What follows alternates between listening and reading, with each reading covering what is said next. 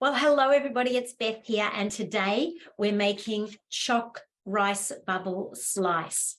We're going to learn about lining a baking tray. We're learning about folding our mixture. We're going to melt some butter, some chocolate, lots of good stuff. So let's get into it. Before we start any class, we always go over our 5 safety tips. So the 5 safety tips are: wash your hands, keep your hands away from your nose and your mouth, cough and sneezing into your elbow. 5th thing is speak 4th thing, speak nicely about food. And 5th thing, keep your utensils pointing downwards. Great. The prep time says about 20 minutes. Cooling time is about 1 to 2 hours, and it makes 16 pieces. Now, in every recipe, you'll see the red arrow, and that red arrow is where you need to ask for help if you're doing this on your own. Or it's also for parents to see where they might need to give you a little bit extra help. Wonderful. Now, let's read over our ingredients. Now, what we're doing here is we're just checking that we've got everything on the workbench. And you'll see in my picture that I've got all of my ingredients in one section and I've got all of my equipment in the other section. Now, if you're like me, sometimes you haven't got a big space to work on, but I can tend to lose things. So I think, goodness, where is the cocoa powder? Now, I know straight away that if I've put all of my equipment in one spot, I don't need to look there. I'm going to go straight over to my cocoa powder section and I'm going to look there straight away. Beautiful. All right, so that's all lined up there nicely. And what I'm going to do here is I'm going to read through the ingredients, and then I'm going to read through the equipment, and then we're going to get into it. Now, before we ever start a recipe, we always read through the recipe. And sometimes you might need to read through the recipe twice, particularly if you're not sure what something means or how the recipe is going to run. So it just gives you a bit of an advantage if you read through it, and then you'll get a little picture in your mind of how to do this best. Great. So I'm going to read through the ingredients. Now, I'm not worried about the amounts here. All we're doing it by reading them out is you checking that you've got everything on your workbench. Beautiful. So you will need some butter. You will need some brown sugar. You'll need some milk chocolate. You can have dark chocolate or white chocolate, doesn't actually matter. You'll need some cocoa powder. You'll need some rice bubbles. You need some apricots or sultanas. I've got some sultanas here in my little jar. And you might look and think, Beth, why are your apricots black? That's because they don't have a chemical put on them, so that they're just dried. So they're a little bit ugly, but they taste the same. And of course, the last ingredient is sprinkles, but you don't have to use that if you don't want to. Then let's read over our equipment. You'll need measuring cups, measuring spoons. You'll need a knife. You'll need a small saucepan. Got my little guy here. You'll need a wooden spoon. You'll need some scissors. I've got small scissors. You know why I wrote that? Because my scissors are small. Doesn't matter really what kind of scissors you've got. You'll need a spatula. You'll need some baking paper. And I've realized I've pulled out the alfoil, not the baking paper. That's why we check. You'll need a baking tray. Now, because we're not putting it in the oven, you can actually use a plastic container. I've got this guy here, but you can use a ceramic dish, like a little lasagna dish, or just a metal baking tray. Ideal size is 20 by 20, which is square. You'll need a cooling rack or a heat mat, Or if you haven't got one of those, you can just use a tea towel folded up. So just when we heat the butter, the saucepan's going to be quite hot, so we need to be careful about that. And let's start. So I'm going to move my equipment out of the way, but that was just so that you can see. Great. And then I'm going to pop my recipe up a bit so it's out of the way, because I don't want it to get dirty and I want to be able to take notes on it afterwards. So, all right, I did decide to swap my tray. Okay, so now what we're going to do is we're going to line our tray with some baking paper.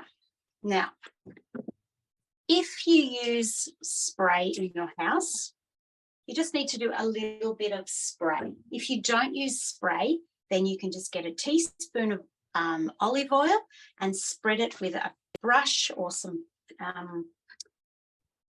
paper towel. All we're using that for is to help our baking paper stick to the pan. Then what I'm doing here is that I've torn a piece of paper, and the first thing that I'm going to do, actually turn it over so it's rolling that way. Then I'm going to press it in. And when we press it in, you can see that it's kind of rolling forward. And you can see, probably on your own better, is that I've now got 4 corners. I'm going to take those scissors and I'm going to cut from the side into that point. So if you're not sure, rewind the video so you can see what I'm doing. So all I'm doing here, now it looks like a bit of a stingray. And I'm pushing it back in.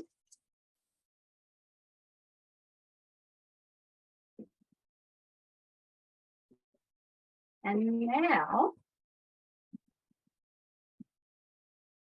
your paper should sit nicely.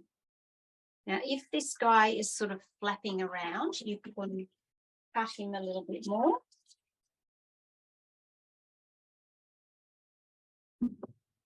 That's going to be fine. So the idea is that when we put our mixture in, it's going to be nice and square and not take up sort of clumpy bits of the side of the paper. So nice and easy to go. And then once you're done, pop it at the side.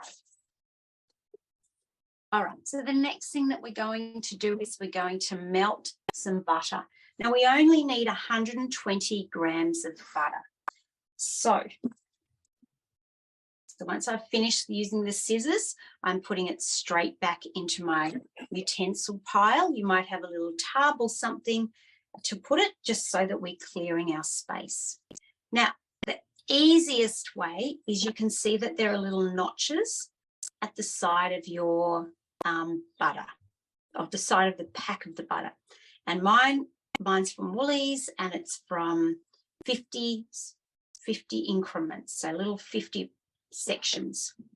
So the easiest way, not quite so accurate, but the easiest way is to, well, that's 50 plus 50 is 100. And then, well, the next 50 is there. So that would be 150. 120 is half of that. So I'm just going to, I'm keeping my paper on. You might need help with that. Now, that's okay when your recipe doesn't have to be perfect. So what I'm going to do here is I've got a digital set of scales, and my digital scales yep, they are deciding to work. So let's just see how accurate that was. All right, so what I'm going to do here, now it takes a little while to learn how to use digital scales, but they are very accurate and it means that your recipe is going to be a lot more successful if your measurements are accurate. So what I'm doing here is I'm just taking off the paper. Beautiful. And I'm putting any rubbish directly into my little bowl that I've got straight away. Now, I am going to, and you might need help with this, is I want to make sure that my butter is as small as possible, like into some big chunks. And that's going to just mean that the butter is going to melt quicker because there's a little bit more surface area. But I won't confuse you. Right, so big chunks means that your ingredients are going to melt quicker. Fabulous. So I've got my butter, 120 grams of butter, and then we're going to add half a cup of brown sugar. Now, brown sugar is a little bit different than white sugar because it's softer and you can squash it down.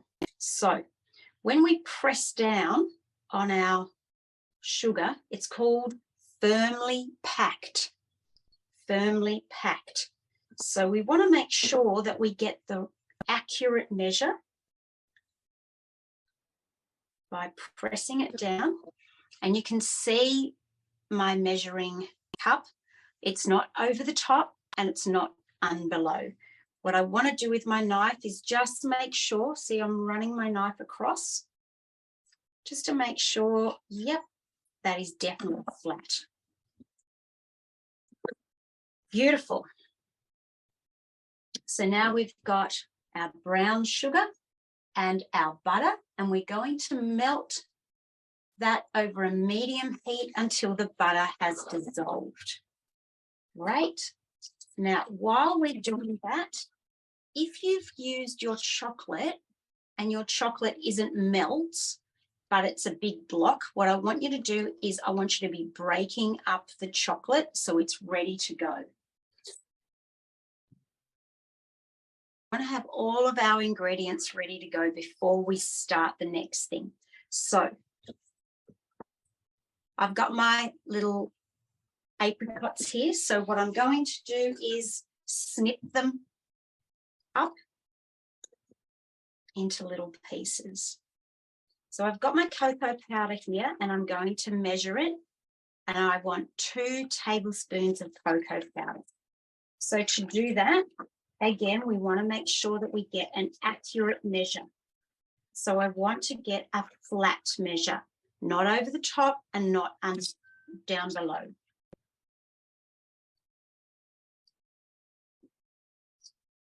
Beautiful, making a bit of a mess there, but that is absolutely fine. So I've got that ready to go. I'm going to pop that at the side. And the last thing that I'm going to do is measure out my beautiful rice bubbles. You might have already done this before the session. I've got 1. Again, don't measure too much. You might have a jug, like a measuring jug. I'm just giving that a little tap. The measuring cup, just make sure that we've definitely got a flat measure. Beautiful.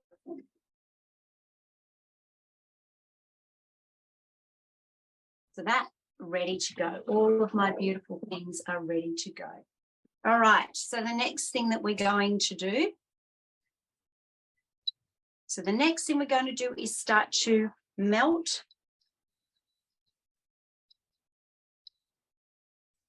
So you might need a wooden spoon or a spatula. There you go, straight away it starts to melt.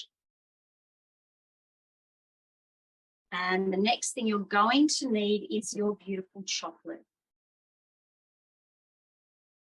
This isn't going to take very long. Now, we don't want to burn the butter or the sugar because burnt sugar doesn't taste very nice and you can't use it. So We just want it on a medium heat, whatever that is for your stovetop. You can see that it's starting to melt straight away.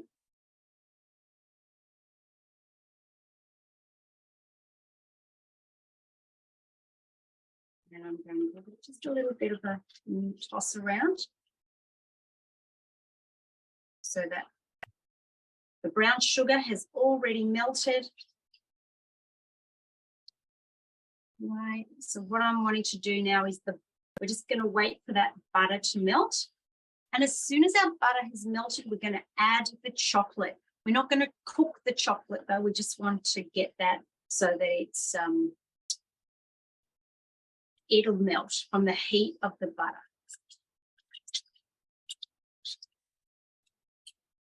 Because once you cook chocolate, it can harden. So we don't want to do that. We just want to melt it without cooking it. So you can see that my butter is simmering. So it's not boiling, it's just simmering. I'm going to turn it down just a little bit more. I don't really want that. In fact, I'm going to turn it off now. As you can see, I've got a little bit of that butter there. Great. I'm just going to wait for it to stop bubbling. Great. Give it a bit of a stir. That brown is the brown sugar. Right. Our pan is really hot here, so be careful. I've got a heat-proof handle, but you may need help just holding the saucepan so it's nice and secure. All right, let's check any more bubbles. No. So I'm going to add my chocolate.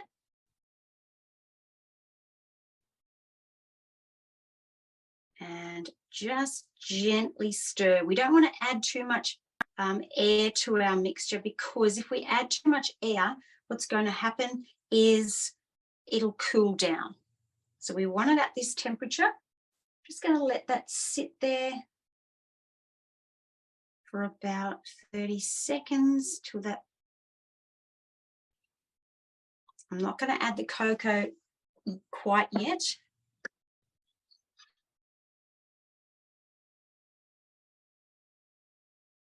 All right, now let me start. Now it looks a bit ugly right now, but that's okay. It's going to all come together really beautifully. So I'm stirring that around nicely. It'll all come together nicely. So at the moment it's a little bit separated. And separated means that there's a little bit of chocolate, a little bit of butter, a little bit of the brown sugar. But the more that you stir it in nicely here, the more that it will start coming together as one, or what we call incorporate. Great, it's nearly there. All right, and now I'm going to add my cocoa, and that's going to help it mix a little bit more. And here we go. So we want that beautiful cocoa just to, there we go. That's what we're looking for. Beautiful. Now, depending on the saucepan that you used, now my bowl is probably a little bit bigger than my saucepan. I'm going to add my apricots. Oops, there's a couple I haven't chopped up. All right, so now I'm going to very carefully pour. Now you'll probably need help.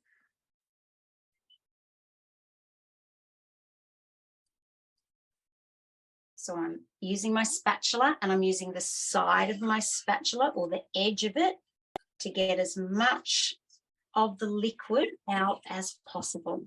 And then I'm going to start stirring. So I've got one hand on the bowl.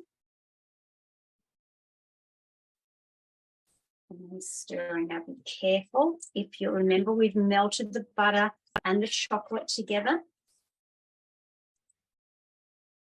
Right. Beautiful. So once it's all added and combined, we're going to grab our tray. Excellent. And then I'm going to very carefully, now you might need help with this. Oh, for those who've got a little bit of section that I hadn't. So again, I'm using my spatula.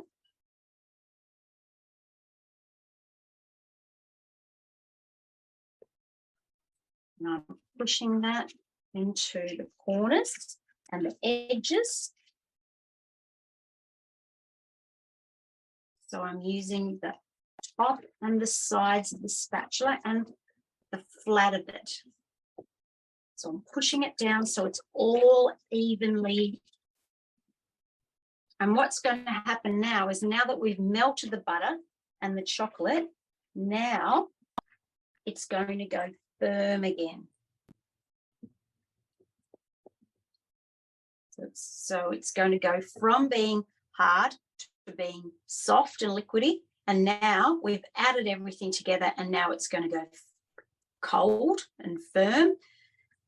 Beautiful. And the last little thing you can do is sprinkle some hundreds and thousands or sprinkles, whatever you want to call them, over the top. Right. Perfect. Now we can't put it in the fridge yet because it's too hot.